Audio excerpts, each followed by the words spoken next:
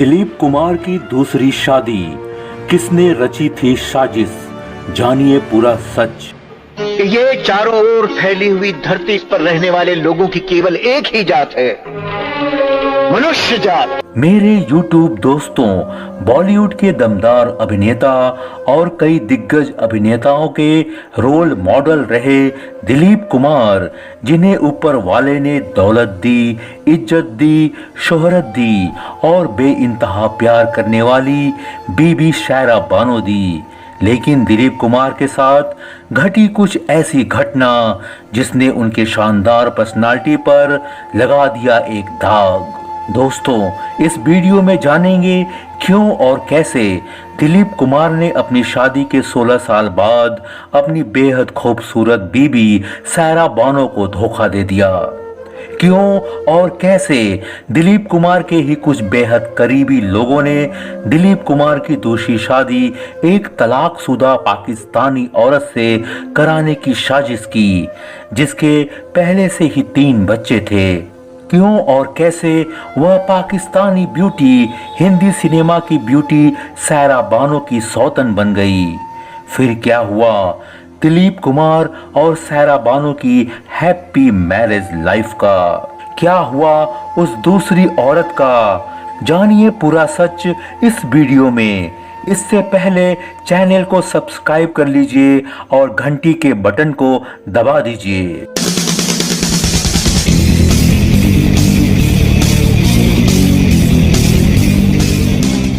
मेरे YouTube दोस्तों, Hindi cinema के ट्रेजेडी किंग दिलीप कुमार ने 44 साल की उम्र में 11 अक्टूबर 1966 को बॉलीवुड की फेमस और बेहद खूबसूरत हीरोइन शायरा बानो से परंपरागत मुस्लिम रीति से निकाह किया। दिलीप कुमार ने शायरा बानो को अपनी खातून खाना यानी धर्म पत्नी बनाया। इस निकाह में हिंदी सिनेमा की बड़ी बड़ी हस्तियां शामिल हुईं। शादी करके जब शायरा बानो ससुराल आईं तो अपने शौहर दिलीप कुमार का परिवार काफी बड़ा होने के कारण उनका मन ससुराल में नहीं लगा। लंदन में पली बढ़ी और शुरू से ही छोटे परिवार में रहने वाली शायरा बानो को दिलीप कुमार का बड़ा परिवार ठीक नहीं लगा, पसंद नहीं आया। दोस्तों, दिलीप कुमार का परिवार काफी बड़ा था।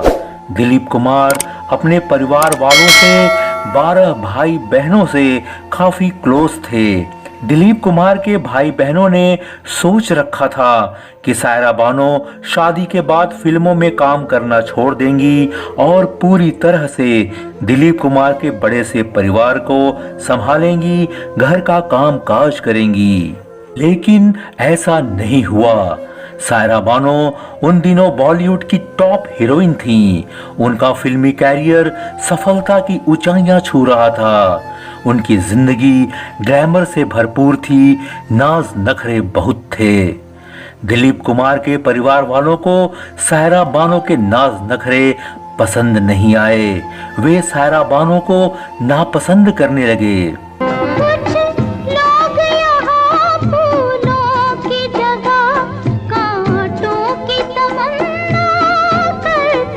शायरा बानो शादी के बाद कुछ ही दिन ससुराल यानी दिलीप कुमार के घर रहीं और फिर अपने मायके अपनी मां नसीम बानो के पास आ गईं। हाय मम्मी। वे वहीं रहने लगीं और फिल्मों में काम करने लगीं। शायरा बानो अपनी फिल्मों में व्यस्त और मायके के परिवार वालों के साथ मस्त हो गईं। दिलीप कुमार सीधे साधे और साफ दिल के इंसान थे। वे वक्त की नजाकत को भांप गए। दोस्तों, उस समय दिलीप कुमार की अधिकांश फिल्में मद्रास, आज के चेन्नई में बन रही थीं। इसलिए दिलीप कुमार ने मद्रास में एक बंगला किराए पे ले लिया और अपनी नवविवाहिता पत्नी शायरा बानो के साथ मुंबई छोड़कर मद्रास में रहने लगे। दोस्तों, जो दिलीप कुमार अपनी शादी से पहले अपने परिवार वालों, अपने भाई बहनों के काफी क्लोज थे, वे सायरा बानो से शादी करने के बाद अपने भाई बहनों से, अपने परिवार वालों से दूर होते चले गए और अपने ससुराल वालों यानी सायरा बानो के परिवार वालों से क्लोज होते चले गए। हम love you very very much. इसलिए दिलीप कुमार के परिवार वालों की नज़र में सायरा बानो खटकने लगी, क्योंकि उन्हें लगता था कि सायरा बानो के कारण ही दिलीप कुमार अपने परिवार वालों से दूर हो गए हैं। सब बातों की परवाह किए बिना दिलीप कुमार मद्रास में सायरा बानो के मादक हुस्न के आगोश में थे।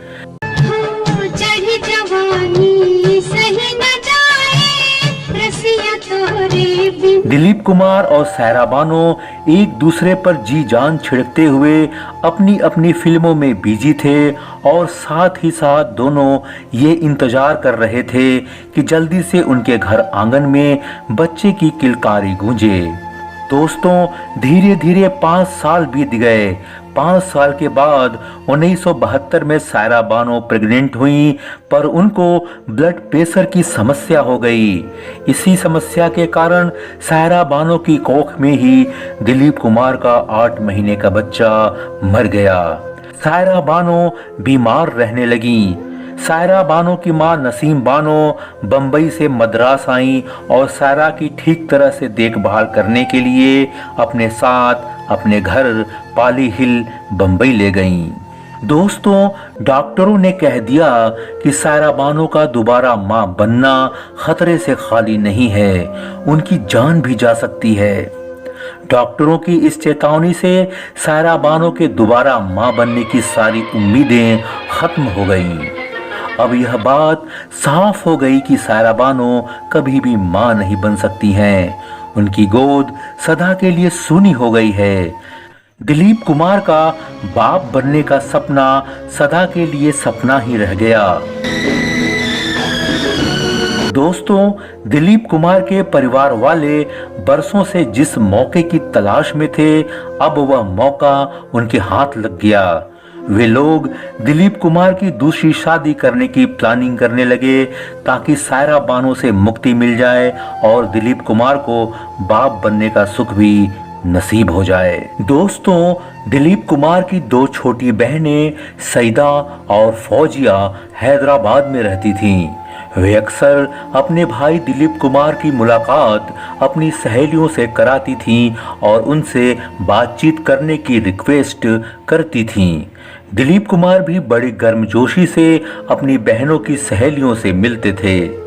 दोस्तों, बात 1980 के शुरुआती महीनों की है। दिलीप कुमार हैदराबाद में सिकंदर नामक स्थान पर क्रिकेट मैच खेलने आए।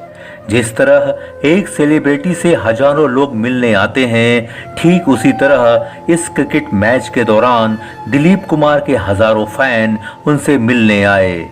दोस्तों, इसी क्रिकेट मैच के दौरान दिलीप कुमार की बहनों ने उनकी मुलाकात हैदराबाद में ही रहने वाली अपनी एक खूबसूरत दोस्त आसमा रहमान से कराई और कहा कि आसमा हमारी दोस्त है और आपकी बहुत बड़ी फैन है। दिलीप कुमार ने अपनी ऑटोबायोग्राफी में लिखा, मैं आसमा से हैदराबाद में एक क्रिकेट मैच में मिला था। वहां वह अपने शौहर के साथ आई थी। वह 3 बच्चों की मां थी। दोस्तों, आसमा, जिसका पूरा नाम आसमा साहिबा रहमान था, बहुत ही खूबसूरत थी और मूल रूप से पाकिस्तान की रहने वाली थी। यह सैयद खानदान से ताल्लुक रखती थी। इसकी शादी सादिक मोहीउद्दीन से हुई थी, जो एक बैरिस्टर थे। आसमा को इस पति से 3 बच्चे थे। आसमा अपने पति और 3 बच्चों के साथ हैदराबाद में रहती थी। आसमा रहमान हैदराबाद की जानी मानी सोशलाइट थी। दोस्तों, अगर हम दिलीप कुमार की autobiography the substance and the shadow की बात माने तो क्रिकेट मैच के समय दिलीप कुमार से जब पहली बार आसमा रहमान मिली थी तो वे अपने पति और 3 बच्चों के साथ हैदराबाद में रहती थीं। उस मुलाकात के बाद आसमा और उनके पति सादिक लगातार दिलीप कुमार की टच में रहने लगे, उनसे मिलने जुलने लगे। दिलीप कुमार की हर मूवमेंट की जानकारी आसमा और उनके पति सादिक को रहती थी। वे कहाँ हैं, क्या कर रहे हैं, अपनी शूटिंग के लिए कहाँ जा रहे हैं, किस होटल में रुके हैं, यह सब कुछ आसमा को और उसके पति को पता होता था। अपनी शूटिंग के सिलसिले में दिलीप कुमार जब भी कहीं बाहर जाते, आसमा और उसका पति सादिक उनके पास आ जाते थे। दिलीप कुमार हैरान हो जाते कि उनकी किसी भी मूवमेंट की जानकारी आसमा और उसके पति को कैसे मिल जाती है।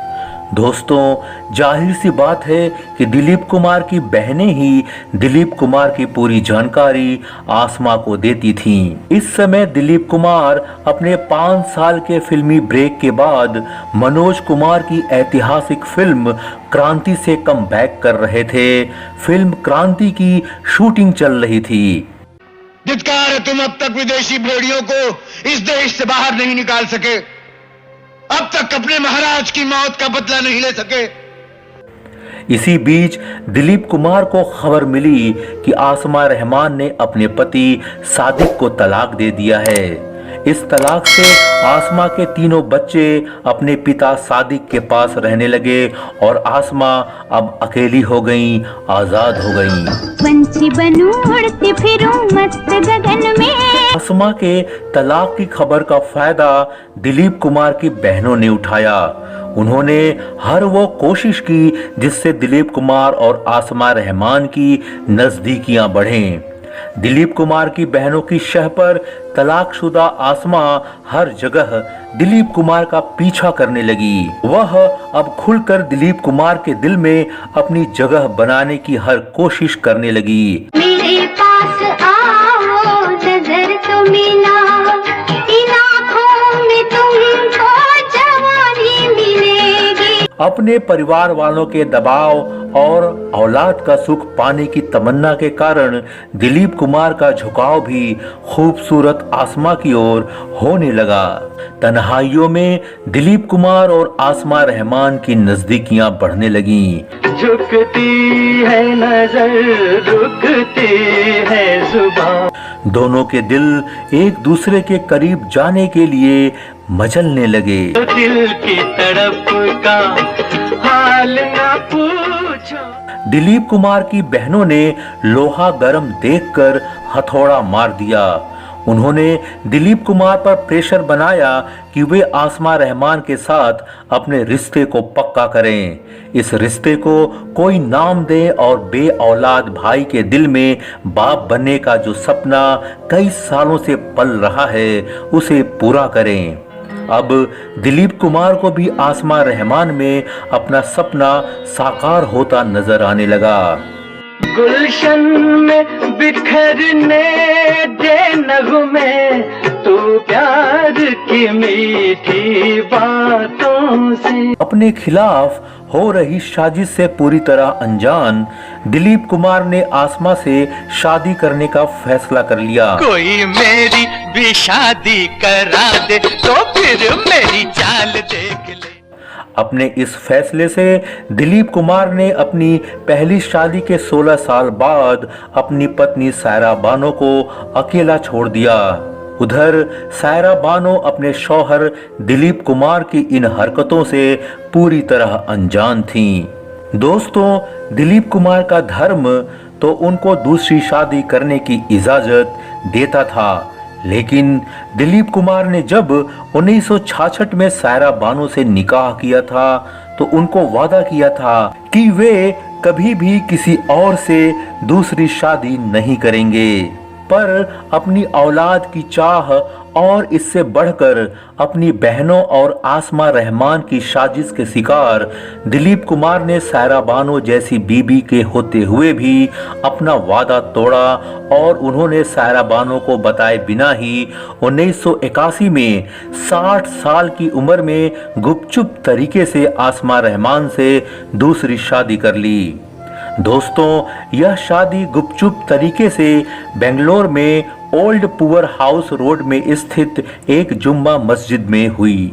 दिलीप कुमार आसमा रहमान के साथ हनीमून मनाने के बाद गुपचुप तरीके से उसे बंबई ले आए और अपने पाली हिल वाले बंगले पर रखा। सायरा बानो को इस बात की भनक तक नहीं लगी कि उनके पड़ोस में ही उनकी सौतन आकर रहने लगी है। सायरा बानो का मायका पाली हिल में ही था, जहां वे अपनी मां नसीम बानो के साथ रह रही थीं। धीरे धीरे दिलीप कुमार के पड़ोसियों को खबर लग गई कि दिलीप कुमार ने दूसरी शादी कर ली है और अपनी नई बीवी को इस बंगले पर रखा है। यह खबर अखबार वालों तक पहुंच गई। करंट नामक टैबलाइट मैगजीन के राइटर अयूब सैयद ने यह स्टोरी ब्रेक की। हर जगह दिलीप कुमार की दूसरी शादी के चर्चे होने लगे।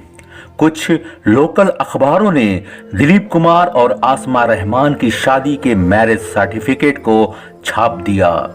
कुछ अखबार ने दिलीप कुमार और आसमा रहमान के हनीमून के समय के उस फोटो को छाप दिया जिसमें आसमा ने उनका हाथ पकड़ रखा है।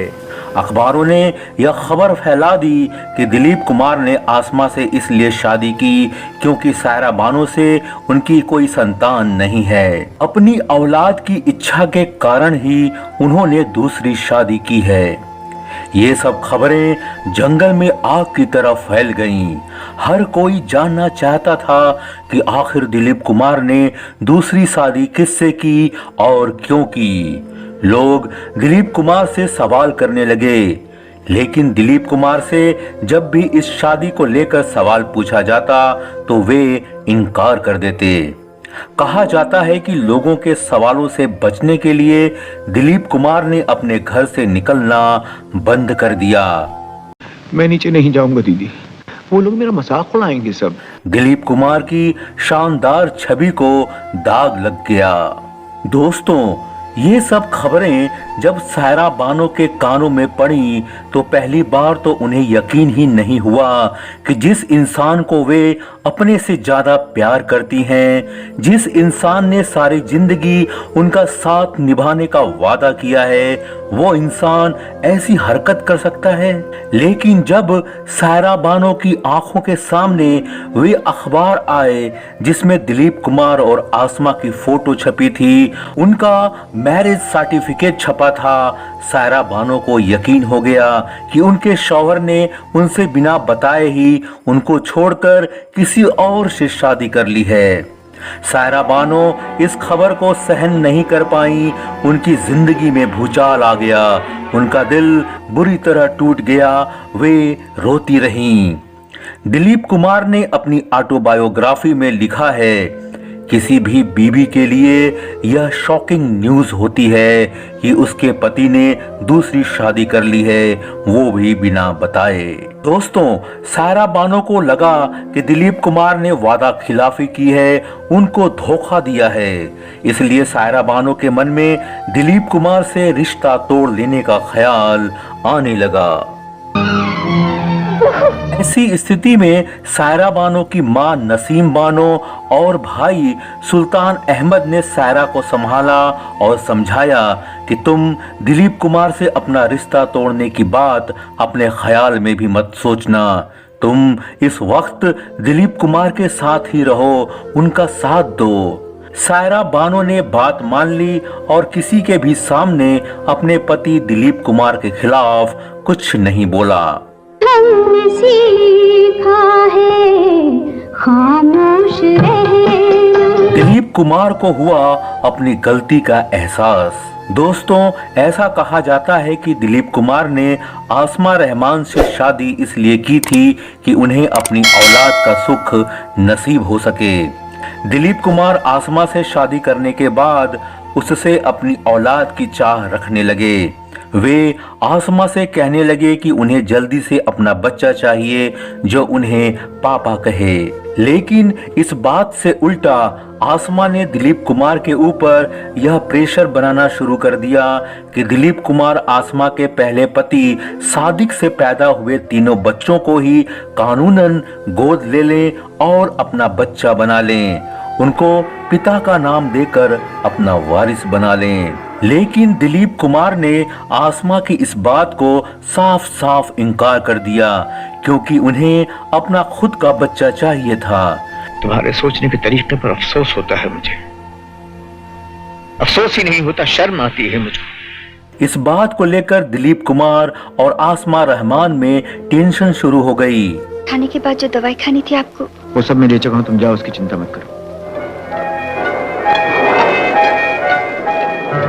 दोस्तों, अगर यह बात 1% भी सही है तो इसका सीधा मतलब यही है कि आसमा रहमान ने दिलीप कुमार से उनके पैसों के लिए, उनकी प्रॉपर्टी के लिए ही शादी की थी।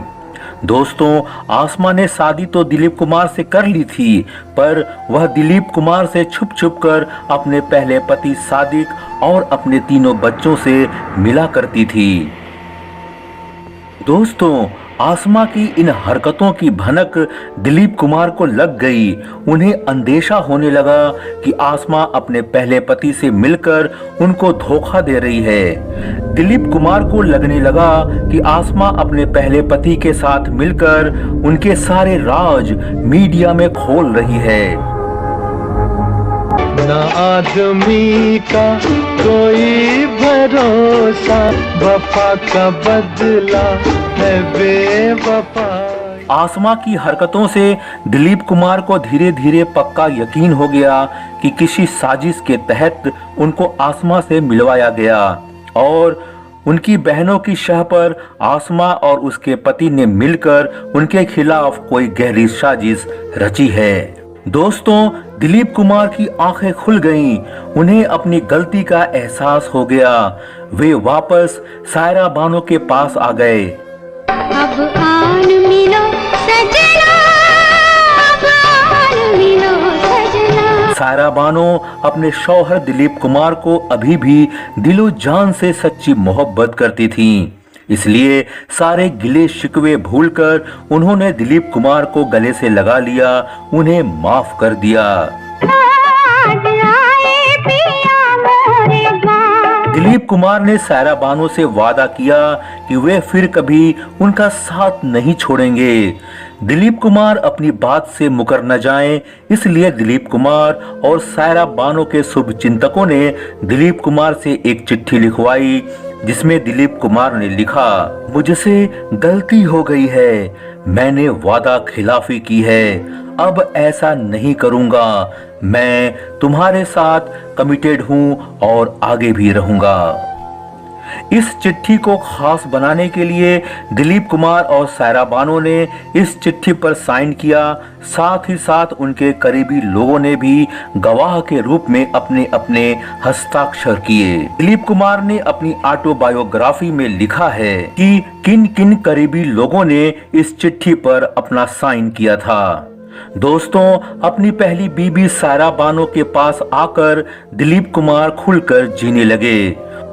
पीते पीते कभी कभी यूं जाम बदल जाते हैं। उन्होंने साल 1982 के अंतिम महीनों में रमेश सिप्पी की फिल्म शक्ति की शूटिंग शुरू कर दी, जिसमें उनके साथ अमिताभ बच्चन, राखी, स्मिता पाटिल, अमरीश पुरी इत्यादि कलाकार थे। देखो, अब भी वक्त है, अपने आप को कानून के हवाले कर दो।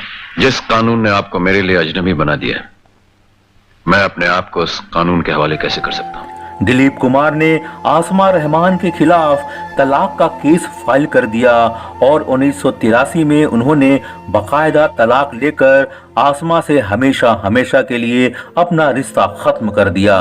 कहा जाता है कि बेंगलोर के जुम्मा मस्जिद के हाफिज जुनेदी साहब ने दिलीप कुमार आसमा रहमान के निकाहनामा को रद्द किया था। इस तरह शादी के 2 साल बाद ही दिलीप कुमार और आसमा रहमान का तलाक हो गया। दोस्तों, दिलीप कुमार की दूसरी शादी किसी हादसे की तरह थी जो महज 2 साल ही चली। 1981 में किसी गहरी साजिश के कारण जुड़ा यह रिश्ता 1983 में आकर खत्म हो गया। साजिश नाकाम हो गई।